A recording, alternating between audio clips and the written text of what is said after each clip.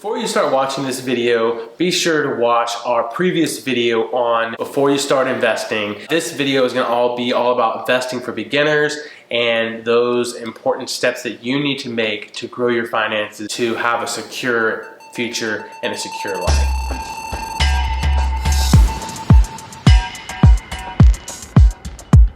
Today we're going to be talking to you guys about investing for beginners. What do I do when I haven't saved anything? How do I start saving? What if I have a savings account? How do I spend it, right? Real estate, we're going to talk to you guys about prerequisites to investing. So what you need to do, what you need to have in order to start investing. The very last thing we're going to talk to you guys about is the different areas to invest in. So there's low, medium, and high risk areas. I guess we can start off a little bit with our story and kind of a little bit about us and our financial journey. So I think there's a long kind of a journey that we had gone through in the last few years, but David kind of started out on his own first before we had even met.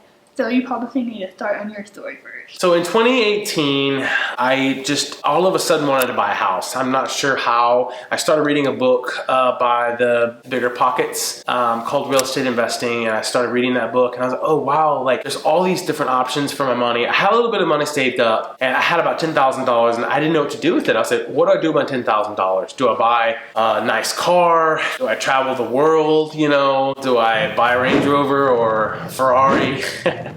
What do I do? Or do I buy something that is going to last a long time and that, you know, I'm going to get my money back? I, got with a realtor, found an amazing realtor, purchased a home back in 2018, right before Hurricane Harvey swept through. And then after Harvey came through, we closed it. And within 32 days, we had flipped it and leased it out. Mm-hmm. So in about 60 days, we leased it out. So I blew all my money on this house, fixing it up. I had a lot of amazing people help me flip it. A lot of college students, a lot of friends, family all came, and we had a lot of fun. But that's what I did, and I literally spent almost all that I had on my savings account on this house, hoping that I would get something leased. Yeah. And for a while there, I was making a mortgage payment and a rent payment. I think for 2 months. At your apartment? At my apartment. So I was like spending a lot of money. I didn't go out to eat very much those 2 months. But that's okay. I got it leased out, and then things were starting to roll my way. So I feel like from what you are sharing, there's a lot that you feel like maybe you wish you did differently because you were so stressed out, and like the mortgage payment was kind of stressing you out, and you still hadn't found somebody.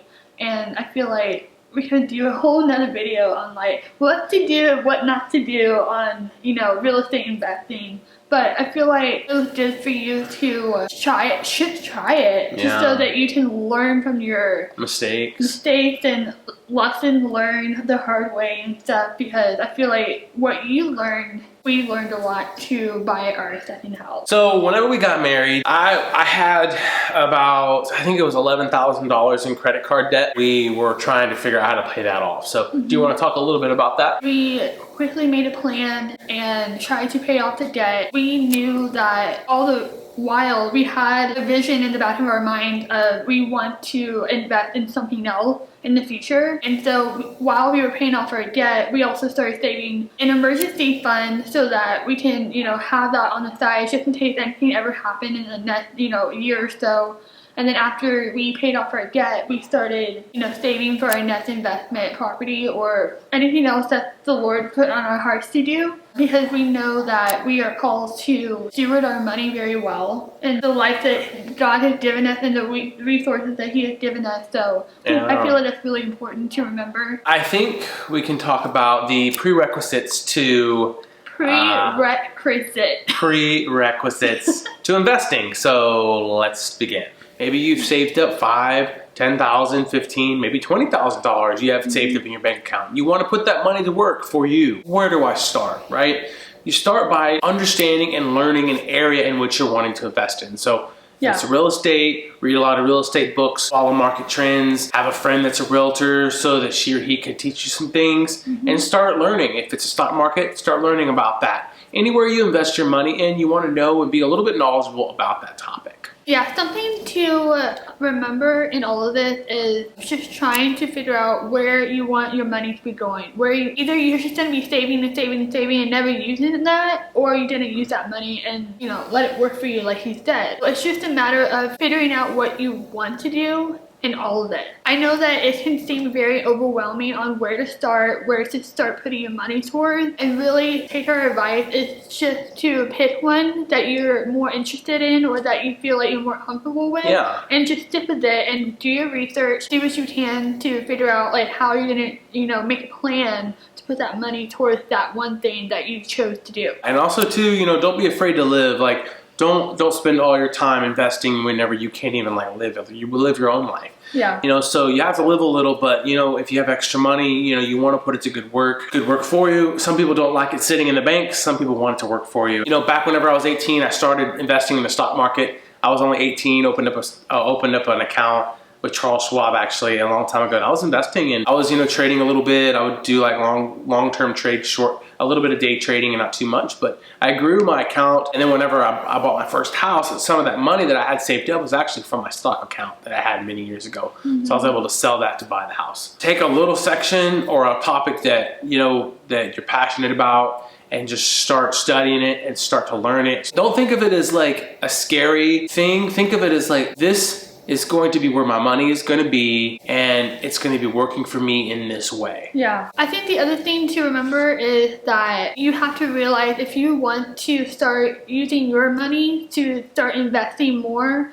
well, you're gonna have to supplement your income. For instance, try to allow more income to be coming in. Like for instance, you can start a side hustle, start another side business, or you can take up another part-time job, or this is all kinds of ways that you can do it. You can do a garage sale shopping and, you know, buy one whole piece that you think that could make a little profit from it, and you can fix it up and then sell it for a profit. I was in college. Right after college, I didn't know what I wanted to do, and I started garage sale shopping, and I invested $50. And at the end of the month, that $50 turned to $3,000 just by garage sale flipping, shopping and flipping it. Now let's jump over to the areas in which you can invest. We're first going to begin with a low risk investment, talking about these different types of low risk investments. The first low risk investment in which you need to take if you're working for a company is to take advantage of the 401k program. The 401k program is an employee and employer shared program to which you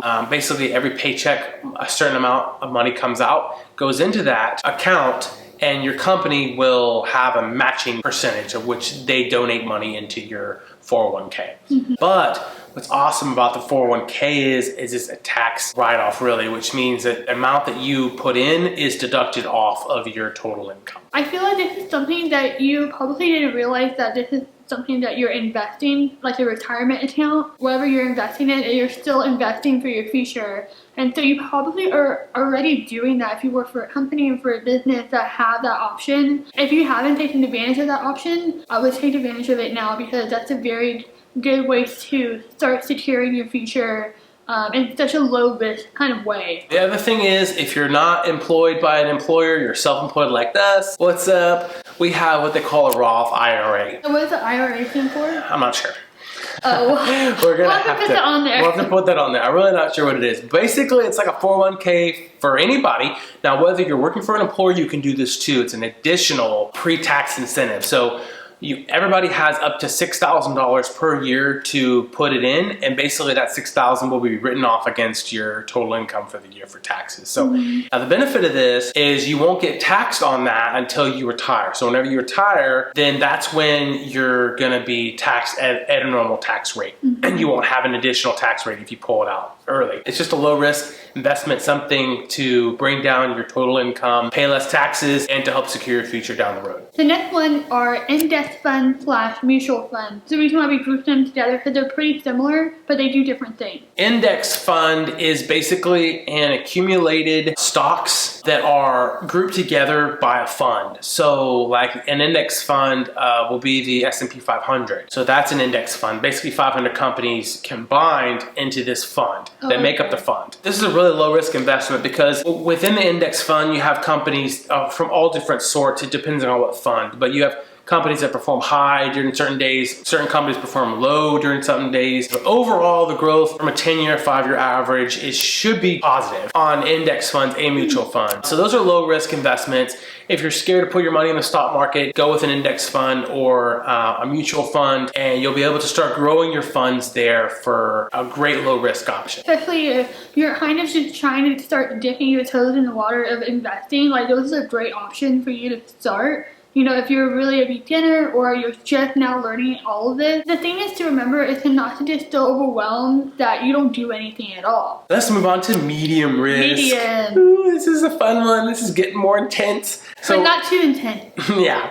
The first medium risk investment we call medium risk would be real estate. But how is real estate a medium risk investment? I think it just depends on if you're doing so much research and looking at what's going on in the economy and where you're buying a house or a property from. Just all of those things combined, and I think also interest rate, all of that just plays into whether or not this is not so bad or might be a bad time to buy. So that's kind of what it means with real estate investing. And we're going to do an episode, it's actually going to come out really soon on our podcast. We share so much of our story, our experiences, what we wish we did, and we share a lot of tips and tricks on, you know, before you purchase, during the whole process, and after. And we know a lot more about, you know, buying a house and flipping it and then leasing it out. We don't have any experience with buying a house and flipping it and selling it right away. That's something that we've been doing so far in our life together and our marriage together, and we love doing this.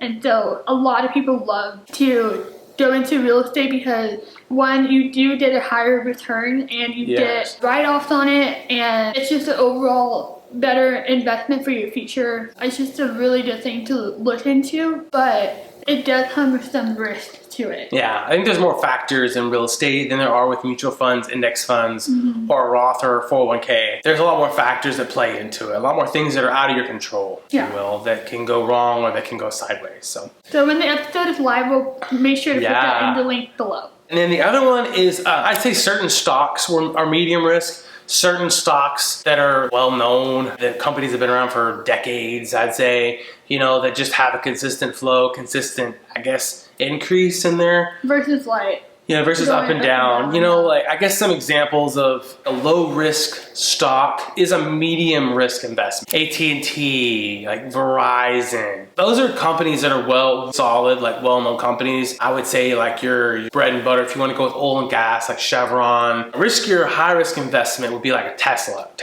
or I don't know, another company that's just up and coming, but you don't know where they're going to go. A little more higher risk, but we're going to get to that later on. So let's talk about buying a stock. Since we're just tipping into stocks a little bit, talking about that. What does it mean to buy a stock? So within a company, a public company, it can't be private. Oh, it can be, but let's talk about public companies. So whenever a company has an IPO, the initial opening to the public, right?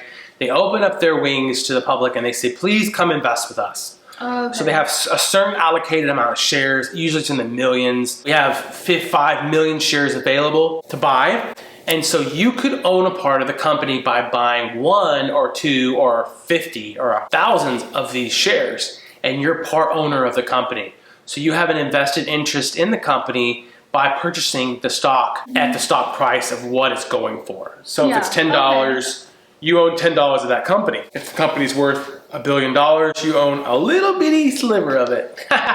But it's exciting because if the company does really well, if everything works out, you could possibly grow your money 100, 200, 300 times. But if the company doesn't do well, then your money goes down too. So that's why we say, even though there can be a very low risk stock option, then it's still technically a medium risk because you don't know what's going to happen. I personally don't like investing in stock market. He does because he knows a lot more about it. I still need to do a little bit more research to be comfortable about it. I understand some of the gist of it, but I don't understand it enough and I don't trust it enough to feel like I can invest my money into the stock market when it always goes up and down every single day. Yeah, it is a little overwhelming and it is a little bit scary sometimes, but that's why we have this broken up for you guys. So those of you who are watching that want to risk a little bit more, this is what we're going into. So let's go to the high risk stocks now. Ooh, this is where it gets exciting.